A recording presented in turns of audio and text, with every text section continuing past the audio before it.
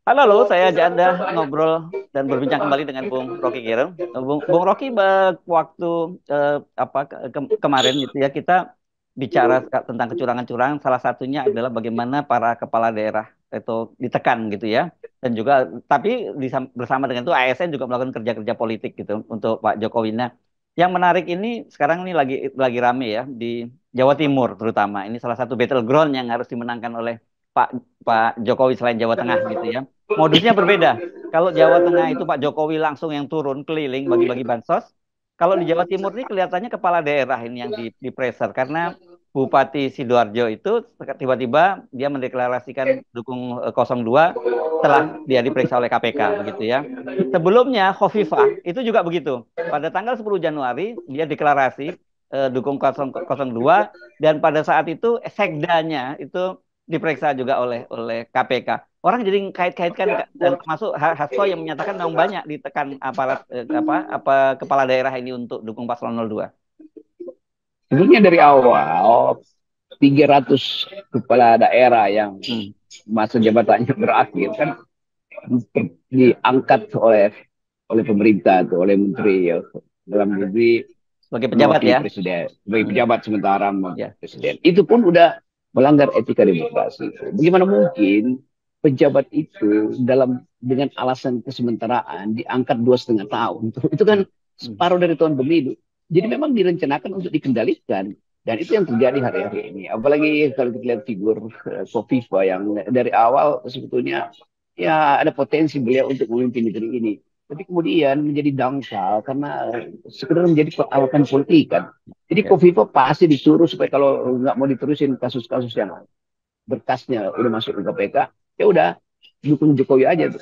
Padahal Ibu Kofifa itu salah satu sinyal kebersihan politik kita tuh. Dan integritas Kofifa apalagi sebagai perempuan tuh yang kadang-kala kita menginginkan ada perubahan kualitas dalam pemimpinan dengan mengajukan perempuan tuh. Tapi Kofifa akhirnya di peralatan juga tuh. Karena tadi dikondisikan supaya dia dikendalikan oleh kekuasaan. Jadi di kantong Pak Jokowi sprindik itu bertebaran tuh. Dan saya kira pasti di banyak tempat juga yang mungkin tak terdeteksi oleh media pusat itu, pemimpin-pemimpin daerah memang sengaja ditaruh orang yang mudah dikendalikan. Kan itu dalil politik yang paling mudah yang Hmm. pernah diterangkan oleh Machiavelli itu bahwa pengendalian paling utama itu bukan dengan kekerasan, tapi dengan menjebak orang dalam kesulitan. Kan itu dasarnya kan.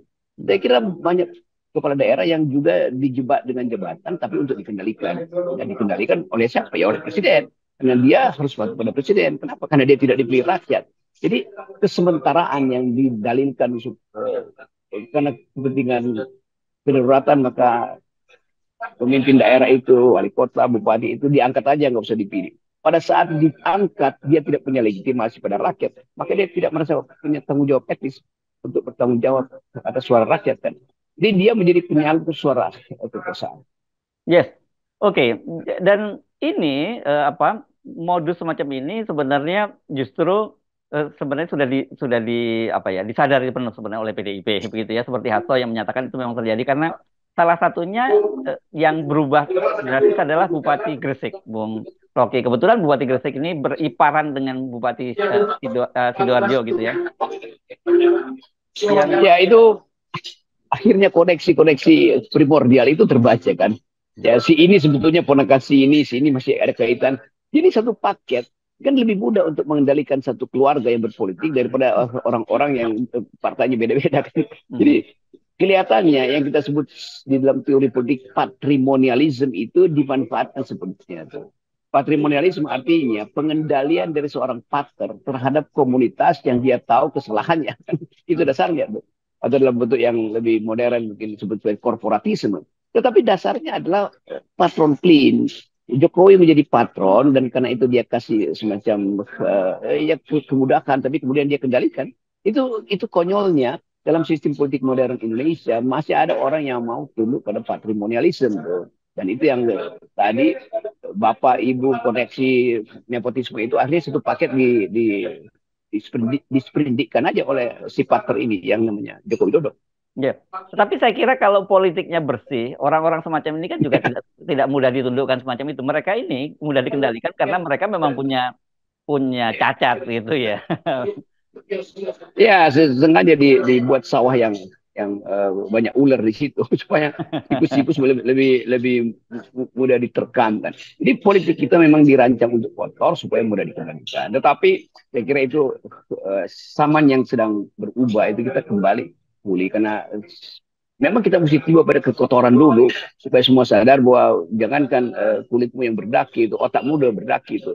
Jadi memang kekotoran mesti dihadirkan supaya kebersihan tumbuh secara sempurna. Dan ini kebersihan politik, kebersihan akal pikiran juga justru ditumbuhkan oleh kalangan kampus hari-hari. Ya, dan kalau kita lihat ya betapa sebenarnya perencanaan Jokowi itu untuk melanggengkan kekuasaan itu kan sudah sempurna sekali ya, Bung Rocky tadi Anda menyebut eh, ratusan ya, kalau nggak salah angka tepatnya itu sekitar 272 seingat saya yang diangkat ya, Bung Rocky. Dan kemudian plus ada empat gubernur di Papua yang juga pemekaran kan. Jadi ada ya hampir 300-an memang jumlahnya itu. Dan kemudian juga yang lain yang tidak bisa diseperindikan. Tetapi ternyata surveinya misalnya gitu kok ternyata nggak naik-naik juga. Itu yang saya kira membuat Jokowi jadi kalap gitu sehingga dia turun langsung ke daerah-daerah khususnya Jawa Tengah. Itu yang kita sebut, dia nggak ngerti bahwa kekuasaan itu hanya efektif kalau dia tidak terlihat. Sekarang dia terlihat habis-habisan Ya, memimpin ambisi dia kan. Itu kan konyol atau sebetulnya memang tolol gitu. Jadi ketidakmampuan dia untuk mengendalikan secara intelektual, secara hegemoni, mengubah strateginya untuk manuver langsung, Bu.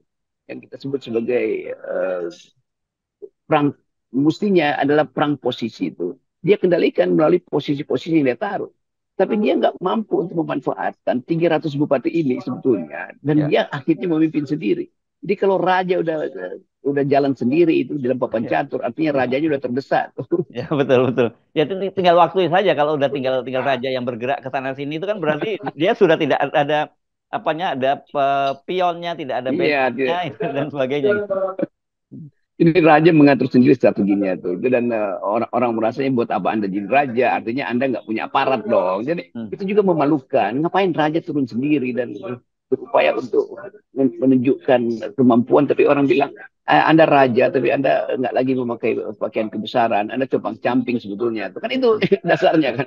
Jadi Ya, kita ya. selalu ingat akan cerita-cerita anak Hans Christian Andersen, bahwa raja yang dieluk-elukan, punya baju mewah, sebetulnya dia lagi telanjang tuh. Lalu datang anak kecil yang namanya ketua BEM UI, ketua BEM UGM bilang, Anda telanjang tuh. Lalu Hmm. heboh satu kampung tuh. Tapi dia masih merasa, enggak, saya masih pakai baju kerajaan. Kan, itu watak dari orang yang rakus dan tidak paham bahwa dia udah kotor sebetulnya.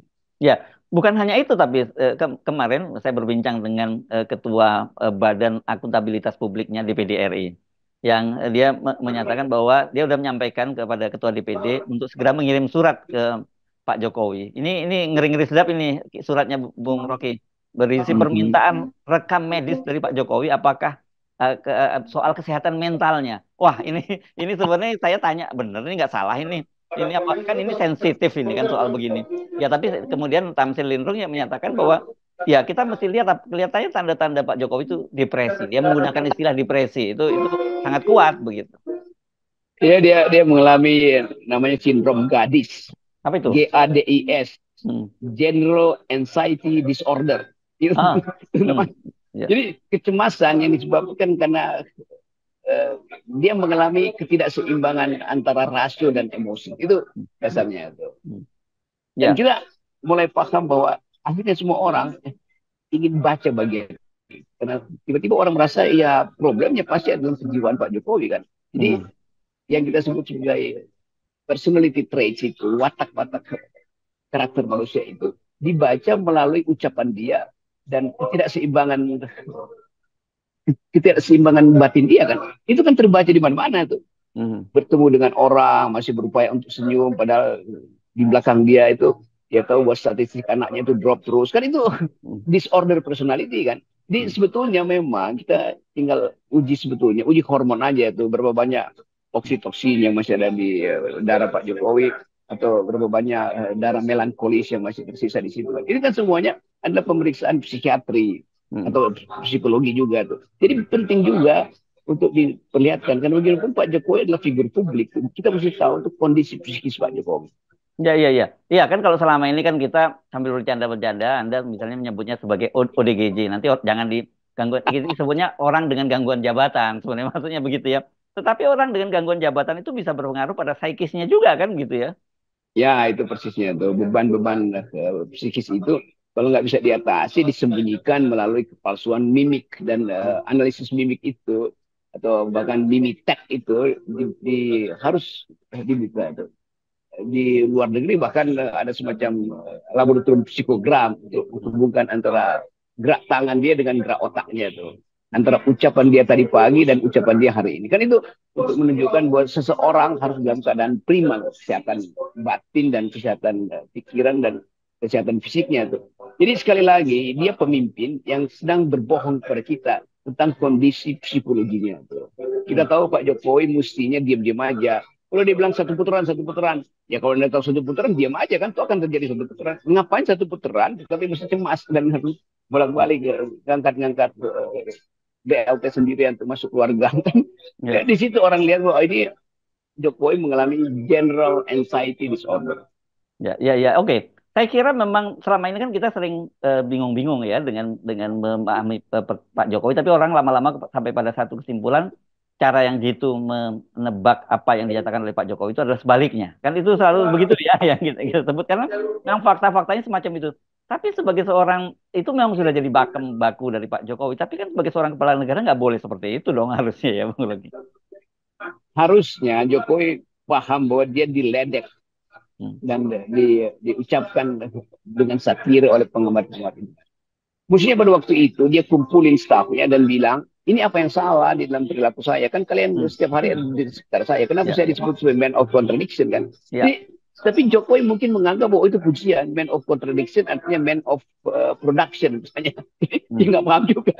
Jadi semua hal yang tidak bisa dipahami itu akhirnya berbalik menjadi kegembiraan semua. Jokowi tetap gembira semua karena lembaga survei yang dia sewa itu Pak Jokowi nanti satu periode karena itu Pak Jokowi turun lagi tuh. Lo kalau udah tinggal satu periode udah bakal terjadi ngapain turun lagi? Kenapa? Jadi Hmm. ini kontradiksi-kontradiksi ini tidak mungkin dipahami oleh orang yang kapasitas berpikirnya itu di bawah standar Ya, ya, atau ya, oleh ya. setiap orang yang kapasitas berpikirnya di bawah standar.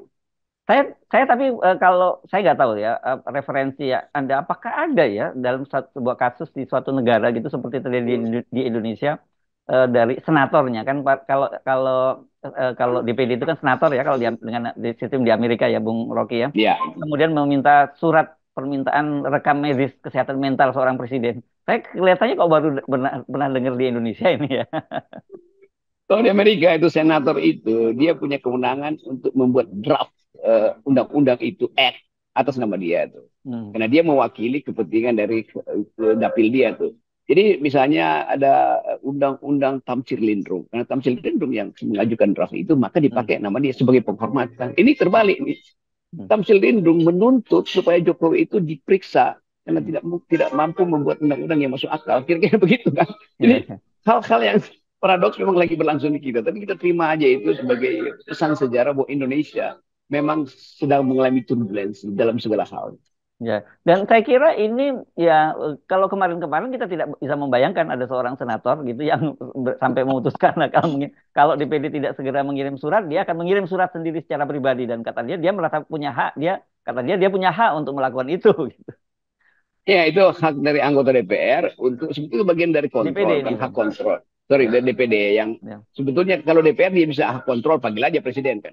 Hmm, Tetapi karena DPD tidak punya hak kontrol, ya. apalagi hak buat regulasi, maka Tamsil Rindung dengan kecerdasan dan kecerdikannya menafsirkan kedudukan dia sebagai wakil representasi langsung dari rakyat di daerah pemilihan dia itu berhak untuk menyuarakan keinginan rakyat untuk mengetahui si presiden ini masih sehat akalnya apa enggak tuh, Hmm, batinnya itu atau jiwanya terganggu apa tidak. Nah, itu Tamsil dengan mudah mengatakan, ya saya kan wakil dari rakyat tuh. hmm, Wakil langsung dari rakyat, bukan wakil dari partai politik. Jadi hmm. rakyat melihat gerak-gerik presiden, gerak-gerik fisik dan psikisnya kok nggak stabil ya. Nah, Tamsil pasti akan pakai dalih itu supaya dia tidak dianggap sebagai menghina presiden. Ya, ya, saya kira jangan dipelintir, kemudian jangan dilaporin bahwa nganggap menyatakan presiden gila. Enggak, ini dia menduga bahwa ini depresi, kata dia kemungkinan karena beban berat dari pekerjaan, dan saya kira mungkin bukan hanya beban berat pekerjaan, tapi paling berat adalah kan sebenarnya harusnya segera berakhir jabatannya Pak Jokowi. Paling berat adalah bagaimana dia berat untuk melanggengkan kekuasaan sementara tanda-tandanya bakal gagal. Itu kan itu yang saya kira berat. Iya, karena itu saya pakai istilah teknis tadi itu. Pak Hmm. Jokowi paling mengalami gangguan psikis yang ringan. Itu namanya tadi itu Ah, gadis. GAD, gadis, Hmm. General Anxiety Disorder. Itu mungkin dokter psikiater bilang ya minum aja dopamin atau Hmm. Hmm. dikasih apa namanya obat penenang sedikit itu mungkin Xanax dikasih berapa Pak Hmm. Jokowi supaya agak tenang supaya dia masih bisa fokus lagi. Tapi kalau ini berlangsung terus, ini berbahaya tuh karena orang nggak pernah ngerti deteksi awal insanity itu gangguan jiwa itu mulai terjadi sebetulnya tuh. Nah itu Ya. pentingnya keterangan medis tentang kesehatan mental Pak Jokowi. Dan saya kira saya setuju kalau DPD mengajukan itu karena DPD wakil dari daerah dan orang daerah yang paling paham karena orang daerah yang paling sering dikunjungi Pak Jokowi kan. Ya, ya, ya, ya, ya. Tapi saya kira usulannya memang kalau cuma obat saja nggak cukup, Bung Rocky. Kalau yang disarankan oleh Bung ini juga harus cuti juga kan, mesti istirahat juga kan kalau dalam situasi seperti itu. Karena kan presiden ngambil keputusan penting loh. Iya, maksudnya beliau cuti aja itu dan kelilingi dengan dokter-dokter ahli Ya, ahli jiwa dan mesti dibikin apotek tersendiri di istana itu. Ada yes, banyak apoteker yang paham apa yang mesti diracik dalam waktu yang cepat supaya Pak Jokowi bisa cepat pulih gangguan hormonalnya. yes, oke, baik. Terima kasih, Bung Rocky ya. Baik, 0%. Oke, ya kita masuk dalam masalah farmakopolitik sekarang.